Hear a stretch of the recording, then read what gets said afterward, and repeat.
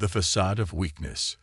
The vast expanse of space surrounding Sol system sparkled with the crimson hulls of the Taurian Dominion's warships. 57 vessels of devastating power formed a precise formation, their energy signatures pulsing like hungry heartbeats against the void. The flagship Unconquerable will dwarfed its companions, a 16-kilometer behemoth of advanced alloys and weapons that had shattered the defenses of 18 civilizations in the past century alone. On its command bridge, Fleet Commander Corval Dinara studied the small blue-green planet on the main view screen with 6 golden eyes narrowed in contempt. His scaled skin shimmered under the ambient light, ridged spines flexing along his skull in a gesture of dismissal. "Pitiful," he rumbled, voice resonating through his throat sacs. Another pre-interstellar species playing at civilization. Their largest orbital habitat is barely 30 kilometers in length. Strategic Advisor Merev inclined her head, the ceremonial chains on her battle harness clinking softly. The Intelligence Division reports they still rely primarily on chemical propulsion and have only established outposts on their moon and neighboring planet. No evidence of faster-than-light understanding in their scientific databases. And yet they responded to our communication with remarkable speed. Corval noted, mandibles clicking thoughtfully. Most species panic when they discover they are not alone. Humans appear unusually composed, Merev agreed. Though their technology remains primitive, they burn hydrocarbons for nearly 60% of their energy needs. Corval's secondary heart throbbed with anticipation. The Dominion had built its empire by absorbing the resources and populations of countless worlds. Some fought back with everything they had. Others negotiated. All eventually submitted to the inevitable mathematical reality. The Taurian Dominion was simply too powerful to resist. "Open the channel," he ordered. "Let us deliver the standard terms." The view screen flickered, revealing a human male seated at a simple desk. Behind him hung only a blue flag bearing the image of Earth and the words United Earth Diplomatic Corps. The human wore a plain gray suit with no visible rank insignia or decorations. "Greetings, Fleet Commander Corval Dinara of the Taurian Dominion," the human said with unsettling calm. "I am Ambassador Marcus Vega representing United Earth. We appreciate your patience as we considered your arrival." Corval felt a flicker of annoyance. Most species prostrated themselves, or at least showed appropriate fear. This human spoke as though addressing an equal. "Ambassador Vega," Corval began, his translator converting his resonant tones into the human language known as English. "The Taurian Dominion claims this system under the Galactic expansion mandate. Your species has been evaluated as Category 3, pre-interstellar development. Under Dominion law, you may retain limited autonomy in exchange for resource extraction rights, population contribution quotas, and technological assimilation." Vega's expression remained neutral, almost pleasant. "We've reviewed your terms thoroughly, Commander. United Earth respectfully declines integration into the Taurian Dominion." A stunned silence fell across the bridge. Corval's primary heart skipped a beat. No species had ever simply declined. They pleaded, they negotiated, they sometimes fought hopeless battles, but none had ever dismissed the offer outright. "Perhaps I wasn't sufficiently clear," Corval said, a dangerous edge entering his voice. "The Taurian fleet carries enough firepower to reduce your civilization to radioactive ash. Your most advanced weapons are fusion missiles and primitive kinetic rail systems. You have no defenses capable of." "We understand your capabilities perfectly," Vega interrupted with that same maddening calm. "However, there seems to be a misunderstanding about Earth's position in the galactic community." Corval exchanged glances with Merev. This wasn't following the standard conquest protocol. Vega continued, "You see, we've been aware of interstellar civilizations for nearly 100 Earth years.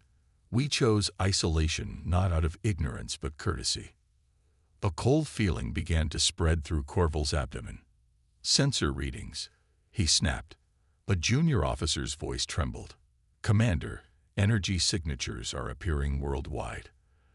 They're coming from beneath the oceans, from mountains, from what appeared to be civilian installations. Impossible, Corval hissed. Their energy output has been monitored for decades. Ambassador Vega's smile remained serene. As I said, we were being polite. We didn't want to alarm our galactic neighbors with sudden technological leaps. Humanity has a problematic history with arms races. Across Earth's surface, concealed installations powered up. Beneath the oceans, massive structures rose from the seabed. In orbit, seemingly innocuous satellites transformed, reconfiguring into weapon platforms that now had targeting locks on every Taurian vessel. What you're seeing, Vega explained, is approximately 12% of Earth's defensive capability. The rest remains concealed as a courtesy to you. This is some kind of deception, Corval growled, but his command chair suddenly felt cold beneath him. No deception, Commander. Just a demonstration of restraint. Vega's expression hardened almost imperceptibly. Humanity evolved on what many species would classify as a death world. Our history is written in blood and conquest. We've spent millennia fighting each other with increasing sophistication. On the tactical display, thousands of targeting locks appeared simultaneously on every vessel in the Taurian fleet. The sensor officer made a strangled sound of disbelief at the energy readings.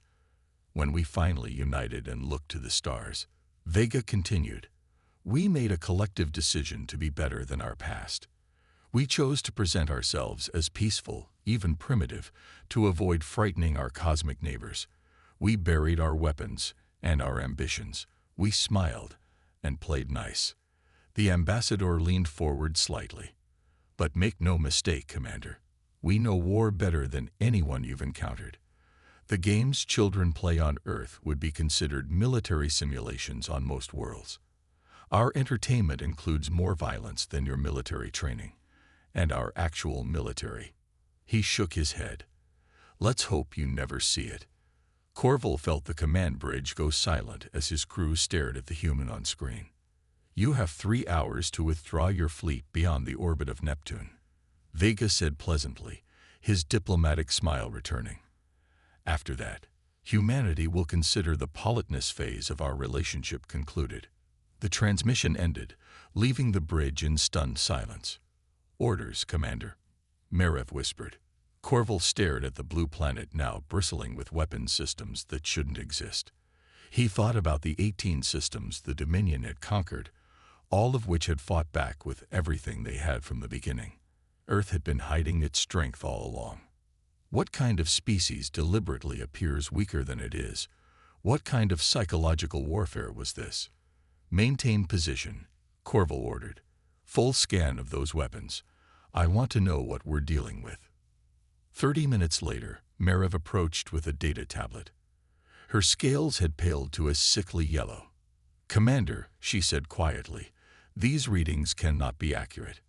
If they are, she couldn't finish the sentence. Corval examined the data, his 6 eyes widening as he scrolled through the analysis.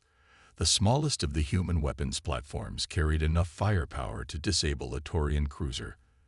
Their energy shields operated on principles the Dominion scientists had theorized, but never successfully implemented. And those were just the systems the humans had revealed. They've been watching us, Corval realized aloud. For a century, they've been studying every species, every technology, every strategy, while showing none of their own. A communication officer called out, Commander, we're detecting energy surges from Mars. On the tactical display, the red planet that had appeared lifeless now showed massive underground complexes awakening from dormancy. What the Dominion had dismissed as primitive outposts were merely the visible tips of vast hidden installations. More activations on their moon, another officer reported, voice cracking. And something is emerging from their sun, Commander. Corval stared in disbelief as the tactical display showed an object emerging from the corona of Sol itself, a construct hundreds of kilometers in diameter that had been completely invisible to their scans. What kind of species hides weapon systems inside a star? Merev whispered. Corval suddenly understood. Earth hadn't been conquered before, because no one had been foolish enough to try. The humans had created the ultimate defense, appearing so insignificant that no major power would waste resources conquering them, while simultaneously building defenses that would make such conquest catastrophically costly. They hadn't just been preparing for war. They had been preventing it through the appearance of harmlessness. "Set course for the outer system," Corval ordered, his voice steady despite the ice in his hearts. "Inform the Dominion Council we require reinforcements." "Commander," Mirev questioned, "we're retreating." Corval turned all 6 eyes to his strategic advisor. "No, we're becoming the first Taurian fleet to survive contact with humans.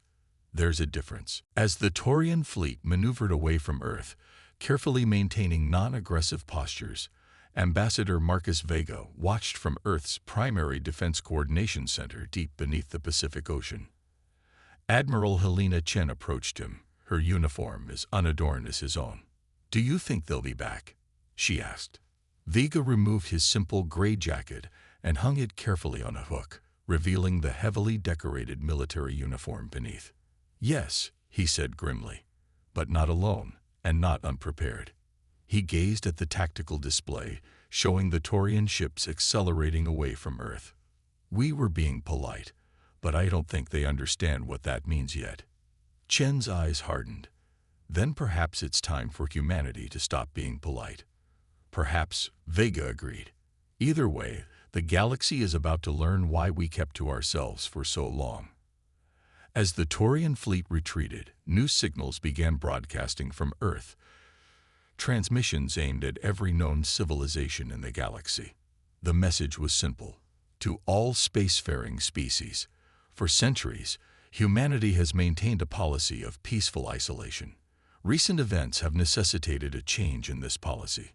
Consider this Earth's formal introduction to the galactic community. We come in peace, for now. Dropping the mask, the Grand Council chamber of the Taurian Dominion hummed with agitation. 200 of the Empire's highest-ranking officials gathered in the vast amphitheater, their scales flickering through patterns of disbelief, rage, and fear as they viewed Fleet Commander Corval's report. The holographic display in the center of the chamber showed Earth's sudden transformation from an unremarkable world to a bristling fortress system. Supreme Overlord Vex-Tar, her massive frame draped in the golden harness of ultimate authority, silenced the chamber with a single raised claw. "You expect us to believe," she rumbled, her voice resonating through the specialized acoustics, "that a pre-FTL species has been concealing technology that rivals our own. That they maintained this deception for a century while we observed them." Corval stood unwavering, though addressing the full council was a rare honor few survived when bearing bad news. "The evidence is irrefutable, Supreme One. Human technological capabilities exceed our intelligence estimates by approximately 240%. Their defensive arrays alone would require at least 4 standard battle groups to overcome. And yet they use primitive combustion vehicles on their surface," objected War Minister Kalex. "Their aerial military relies on atmospheric craft with limited stealth capabilities. We've monitored their communications for decades." Science Elder Nara, her scales faded with age, tapped her ceremonial staff against the floor. "That is precisely what makes this concerning. The discrepancy between their public face and hidden capabilities suggests not merely secrecy, but strategy." The chamber fell silent as the implications settled over the assembled leaders. They wanted to appear harmless, Vex-Tar realized aloud, while building defenses in secret. Corval inclined his head. "Yes, Supreme One. And not merely defenses. The readings we gathered indicate capabilities that could only be developed through extensive study of other species' technologies. They've been watching us all along." War Minister Calix's throat sacs inflated with indignation. "This cannot stand. No species deceives the Dominion and survives. I propose immediate mobilization of the 3rd and 5th Fleets to join Commander Corval's forces. We will crush this deception and make an example of these humans." Murmurs of approval rippled through the chamber. The Taurian Dominion had not survived for millennia by showing weakness. Science elder Nera alone seemed troubled. Before we commit to war, perhaps we should consider why a species would choose to appear weak when they possess such strength. It defies evolutionary logic. Their ambassador claimed it was courtesy, Corval reported. They didn't want to frighten their cosmic neighbors. Absurd, Calyx dismissed. Strength exists to be displayed. Vextar raised her claw again, silencing the chamber. Prepare the fleets, she commanded. Commander Corval will lead the assault with double the original force. Whatever game these humans are playing ends now. As the council dispersed, Corval found himself approached by Science Elder Nera. Commander, she said quietly, remember that cornered prey often reveals capabilities previously hidden. If humans have concealed this much, ask yourself, what else might they be hiding? 3 weeks later, the expanded Taurian battle fleet arrived at the edge of the Sol system. 176 warships, including 3 dreadnoughts, moved in precise formation toward Earth. On the unconquerable will, Corval reviewed the latest intelligence. The humans had made no aggressive moves since the initial confrontation. Their revealed weapon systems remained activated, but had not expanded further. Their communications continued as normal, giving no indication they were preparing for the coming storm. Perhaps they believe their revealed defenses are enough to deter us, Mirav suggested. Or they're waiting for us to commit our forces before revealing more, Corval countered. Deploy reconnaissance drones first. Full stealth protocol. The drones streaked ahead, utilizing the Dominion's most advanced cloaking technology. Minutes later, their transmissions stopped simultaneously. All drones lost, the sensor officer reported tensely. No energy signatures detected from the humans, another officer added. They simply disappeared. Corval's ridged spines rose in alarm. Full alert. Deploy the fleet in combat formation Kresh 9. The Taurian ships spread into a 3-dimensional lattice, maximizing defensive coverage. Weapon systems charged throughout the fleet as they pushed deeper into the system. They encountered no resistance passing Neptune's orbit, then Uranus, then Saturn. This doesn't make sense, Mirav whispered. They know we're coming. Why aren't they responding? As they approached Jupiter, the massive gas giant's dozens of moons suddenly came alive with energy signatures. What had appeared to be natural satellites revealed themselves as cleverly disguised military installations. Evasive action, Corval ordered, but it was too late. From Jupiter's moons, thousands of tiny objects accelerated toward the Taurian fleet, each no larger than a shuttle, but moving at impossible speeds. Impact in 10 seconds. The tactical officer shouted. They're too small for our targeting systems. The objects flew through the fleet's defensive screen like water through a sieve. Instead of detonating, they attached themselves to the hulls of Taurian vessels. Within moments, ship after ship reported power fluctuations, then communications failure, then complete shutdown. Some kind of advanced EMP technology. Mirav realized as nearly a third of the fleet went dark, their vessels drifting powerless. Continue the advance, Corval ordered grimly. Secondary fleet, maintain position to protect the disabled vessels. The remaining Taurian ships pressed forward, now moving more cautiously. As they approached the asteroid belt, new contacts appeared, hundreds of vessels emerging from hiding places among the asteroids. Unlike the exposed Earth defenses, these ships bore no resemblance to human technology. They were sleek, black, and moved with a fluid grace that defied conventional propulsion. What are those? Mirav whispered. The real human fleet, Corval realized. Everything else was just defensive infrastructure. The human vessels made no aggressive moves, merely taking up positions around the belt as if establishing a boundary line. A communication request flashed on Corval's console. He accepted it, finding himself facing not Ambassador Vega, but a stern-faced human female in a dark uniform adorned with subtle insignia. Fleet Commander Corval. She greeted him with cold formality. I am Admiral Helena Chen, Earth Defense Force. You were warned to keep your distance. You have violated that warning. This is your final opportunity to withdraw. Corval's mandibles clicked in agitation. The Taurian Dominion does not withdraw, human. Your deception ends today. You face the combined might of. We know exactly what we face, Chen interrupted. Your empire has conquered 18 systems in the past century. You've driven 3 species to extinction and enslaved 12 others. We've studied every engagement, every tactic, every weakness in your strategy and technology. Corval felt his scales ripple with unease. If you know our history, then you know we cannot be defeated. Chen's expression didn't change. You've never faced humans before. Without warning, the asteroid belt itself seemed to come alive. Hundreds of what had appeared to be unremarkable rocks revealed themselves as disguised weapon platforms. The human fleet began to move, not toward the Taurians, but into a complex formation that Corval's tactical computers couldn't interpret. Last chance, Commander, Chen said. Retreat beyond Neptune within 1 hour, or we will no longer restrain ourselves. Corval gestured for the transmission to be muted. Status of the dreadnoughts, he demanded. All operational at full capacity, his tactical officer confirmed. The humans appear to be bluffing. Corval thought of Science Elder Nera's warning.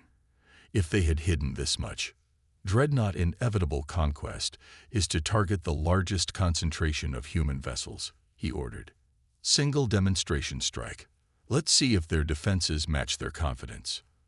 The 16-kilometer behemoth, pride of the Taurian fleet, aligned its main cannon, a weapon capable of cracking small moons.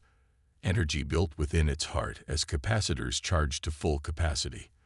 The targeting solution locked onto a cluster of human ships. Fire, Corval commanded. The devastating beam lanced out, crossing the void between them in seconds. Before it could reach its targets, reality itself seemed to distort. The beam warped, curved, and then dispersed harmlessly into space. Gravitational manipulation, Miriv gasped. They bent space-time itself. Before the Taurians could process this revelation, the human fleet moved, not with conventional acceleration, but simply shifting position instantaneously, appearing inside the Taurian formation. Impossible, breathed Corval. No species has mastered tactical teleportation. The human vessels now interspersed among the Taurian ships released clouds of microscopic particles that enveloped each warship. Ship after ship reported their shields failing, not from overload, but simply ceasing to function as if the underlying principles had been negated. Admiral Chen's face reappeared on the screen, no longer waiting for Corval to accept a transmission. This demonstration represents approximately 18% of our military capabilities, she stated flatly. Your shields have been temporarily neutralized. Your weapon systems will follow in approximately 30 seconds. This is not an attack, merely a demonstration that further conflict is futile. Corval stared in disbelief as status reports flooded in from across the fleet. Without firing a single conventional weapon, the humans had neutralized the most powerful armada the Dominion had assembled in 50 years. What do you want? He finally asked. Understanding, Chen replied. For the past century, humanity has observed the galactic community from the shadows. We've seen how the strong prey upon the weak, how empires like yours consume everything in their path. We chose to hide our capabilities not out of fear, but because we recognize something dangerous in ourselves. Images began appearing on Corval's secondary screens. Human history, warfare spanning centuries, weapons of increasing devastation, genocide and atrocity committed against their own kind. Humanity united after nearly destroying itself, Chen continued. We looked to the stars with hope, only to discover predators like the Taurian Dominion waiting there. We decided then that we had 2 choices: reveal ourselves and become part of the same cycle of conquest, or hide our potential and work from the shadows. More images appeared, human observers recording Taurian conquests, human scientists reverse engineering technology from a dozen species, human strategists analyzing and countering every tactic the Dominion had ever employed. For 100 years, we've been preparing, not just technologically, but psychologically. breaking the cycle of violence that seems endemic to intelligent life in this galaxy. Corval's primary heart pounded against his chest plate. If you possess such power, why not simply conquer as we do? Why this charade of weakness? Chen's expression softened slightly, showing something like pity. Because we recognize the same predatory instinct in ourselves that we saw in you. The desire to dominate, to consume, to expand without limit. We chose restraint precisely because domination comes so naturally to us. She leaned forward. But make no mistake, Commander. We chose restraint. We can unchoose it just as easily. Corval looked at the tactical display. His mighty fleet now powerless, surrounded by technology he couldn't comprehend, wielded by a species that had been studying his kind's weaknesses for generations. What happens now? He asked quietly. Now you take a message back to your dominion, Chen replied. Earth is officially ending its policy of isolation. We will be establishing formal diplomatic relations with all spacefaring civilizations, including yours, if you wish. We will also be announcing our protection of all Category 3 and below civilizations within 50 light-years of Sol. Corval's secondary heart nearly stopped. That includes 6 systems currently under Dominion administration. Those systems will be given the choice to remain with you or accept Earth's protection. Chen stated matter-of-factly. We've already made contact with their resistance movements. The revelation struck Corval like a physical blow. While hiding their own capabilities, humans had been building networks throughout Dominion territory. This is an act of war, he managed to say. No, Chen corrected. This is an act of liberation.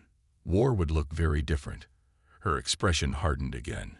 Your ships will regain functionality in 6 hours, enough time for us to establish the new protective boundaries. Return to your empire, Commander. Tell them humanity is no longer being polite. The transmission ended, leaving Corval staring at the now blank screen. Around his fleet, human vessels maintained their positions, weapons ready but unfired. They didn't need to destroy the Taurian fleet. The message had been delivered more effectively through mercy than it could have been through destruction. 3 days later, Ambassador Marcus Vega stood before the newly formed Galactic Diplomatic Assembly on Earth's orbital station Unity. Representatives from 27 spacefaring civilizations attended either in person or via secure quantum link, the first public diplomatic gathering humanity had ever hosted. For centuries, Vega addressed the assembled delegates. Humanity chose isolation while we observed the state of galactic affairs. What we saw troubled us deeply: endless cycles of conquest, resource depletion, and domination. The Taurian representative, not Corval but a senior diplomatic minister, shifted uncomfortably in the specially designed seating. We recognize that we are not morally superior, Vega continued. Human history contains enough darkness to match any species. It is precisely because we recognize the conqueror within ourselves that we chose restraint for so long. He gestured to the viewports showing Earth below, now openly displaying its advanced infrastructure, the planetary defense grid no longer concealed. That era of restraint has ended, not because we wish for war, but because too many in this galaxy suffer under powers that recognize only strength. Today, Earth announces the formation of the Protective Confederation, an alliance of planets committed to mutual defense and the right of all sentient species to develop without predation. Murmurs spread through the assembly. Such an alliance would fundamentally alter the power dynamics that had governed galactic politics for millennia. To those empires built on conquest, Vega continued, his gaze settling briefly on the Taurian representative. We offer not threats but opportunity. Join us in building something better than cycles of domination. Humanity spent thousands of years discovering that strength expressed through protection, rather than conquest, builds more than it destroys. He smiled, but there was steel behind the expression. And to those who cannot accept this new reality, who believe they can continue to prey upon developing civilizations or test Earth's resolve, remember one thing. The lights dimmed slightly as a holographic display activated, showing the complete defensive capabilities of the Sol system, hundreds of times more extensive than what had initially been revealed to the Taurian fleet. "What you have seen of humanity's power represents our diplomatic overture," Vega said quietly. "We were being polite. We sincerely hope we can remain so." As the assembly erupted into discussion, Admiral Chen joined Vega at a private observation deck overlooking Earth. "Do you think they understand?" she asked. Vega watched the representatives from a dozen empires urgently communicating with their governments. "Some do. The rest will learn. And if they don't," Chen pressed. Vega's expression hardened as he looked out at the stars. "Then the galaxy will see what happens when humanity stops being polite." In the depths of space, beyond the edge of the Sol system, the automated Sentinels Earth had secretly deployed decades ago continued their silent watch, monitoring the movements of every fleet and the communications of every empire. The mask of weakness had been removed, but humanity had only begun to reveal its true face to the galaxy. And across the stars, on worlds long ground under the heel of conquest, resistance movements received unexpected messages from human operatives who had lived among them for generations. "Help is coming. Earth stands with you." The age of politeness was over. The age of humanity had begun.